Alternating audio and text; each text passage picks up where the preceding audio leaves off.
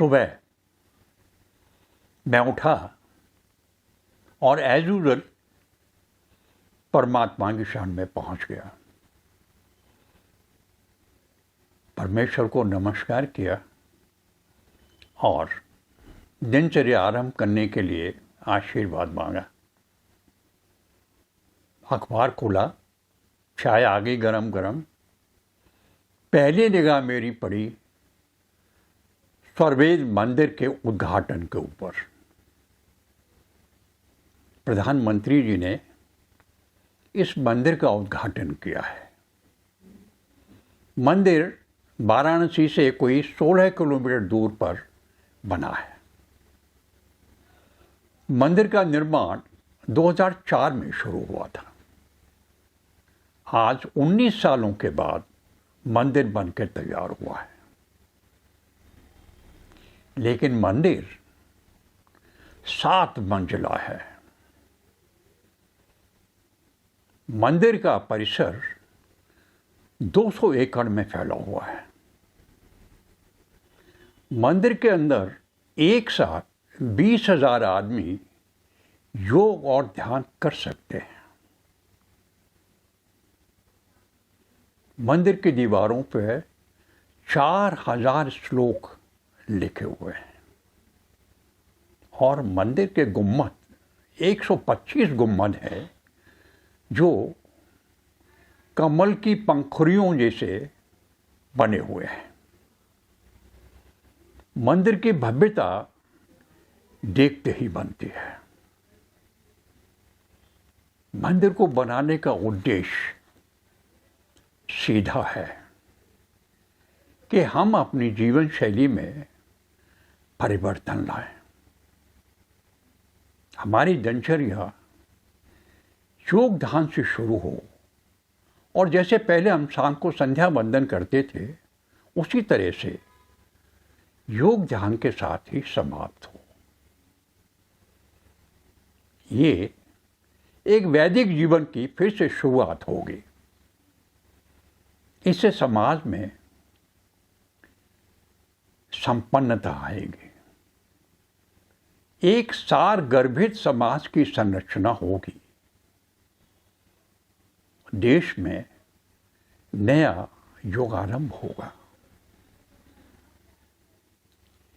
हम चाहते हैं, देश चाहता है, आगे के जो निर्माण हो, आगे की जो प्रगति हो, आगे का जो भी हम कदम उठाए हैं वो इसी दिशा में उठाएं कि हम उन्नत बने, समाज उन्नत बने, देश उन्नत बने।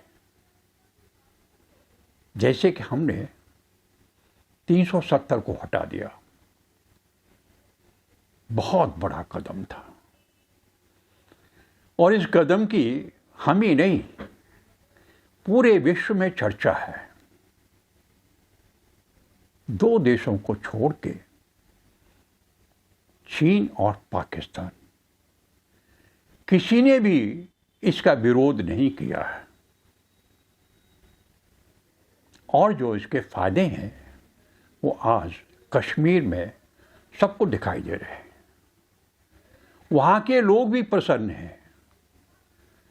वहाँ का जो टूरिज्म था वो इतना बढ़ गया है कि पूछे मत।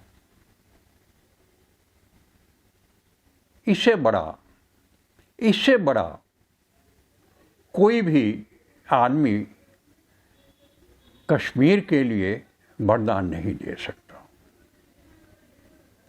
उधर हम देखते हैं, छोटी सी खबर है, हांगकांग में एक जिम्मी लाई है, उनके ऊपर मुकदमा चला रहा है चीन कि वो प्रो डेमोक्रेसी में बिलीव रखते हैं, उनको डेमोक्रेसी चाहिए।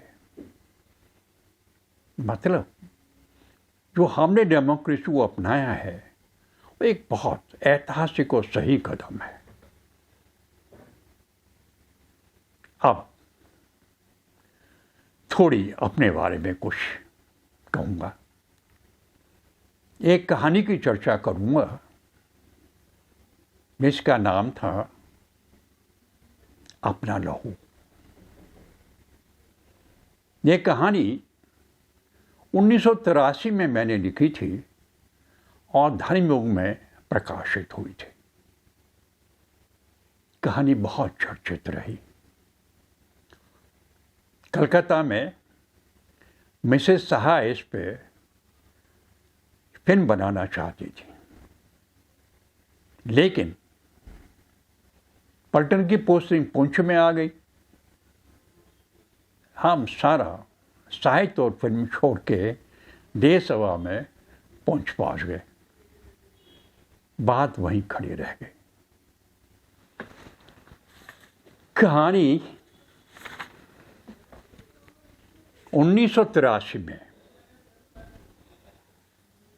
श्रेष्ठ कहानियों में संकलित हुई है।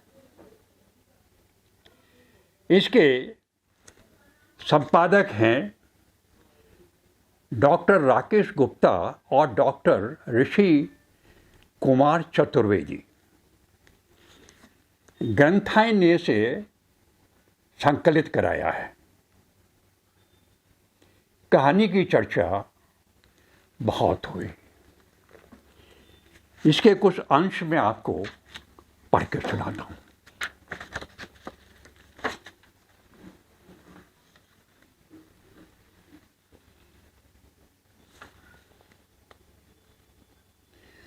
वह अकेली है,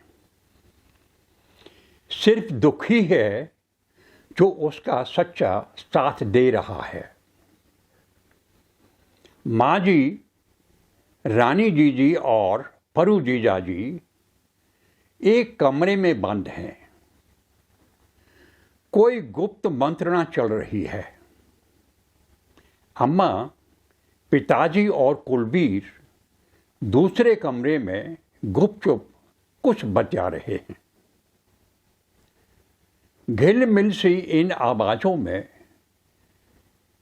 खूहू चंद अर्थों वाले शब्द पकड़ लेती है।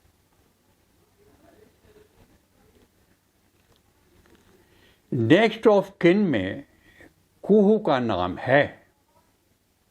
वह जीजा जी कसक कर कहते हैं, अम्मा, आपका होता तो कोई दिक्कत न होती। सब चुप हैं।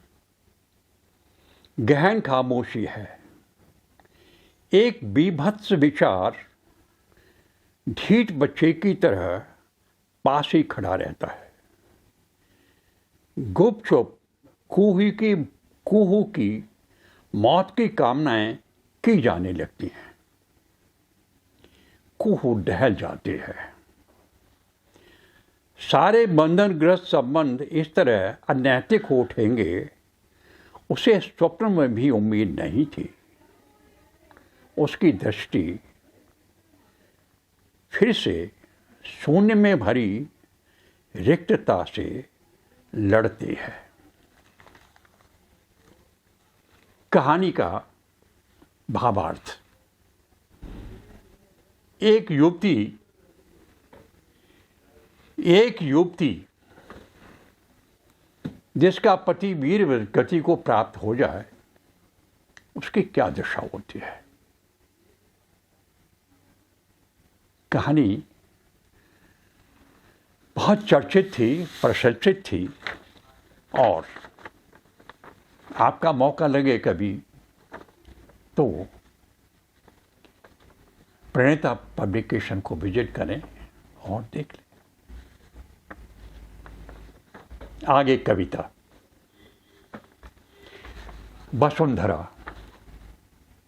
वही युवा मन प्रेम की चोट खा जाता है तो क्या होता है। कवि लिखता है, मन की मांग मानुषी केवल, मन की मांग मानुषी केवल, मन की खोज मानुषी केवल, सोते जगते हंसते गाते मनु पुकारे मानुषी केवल। पड़े तीर जब दीक्षिता मनु के, पनय तीर जब छिदा बनू के हुआ हृदय के आरम पार,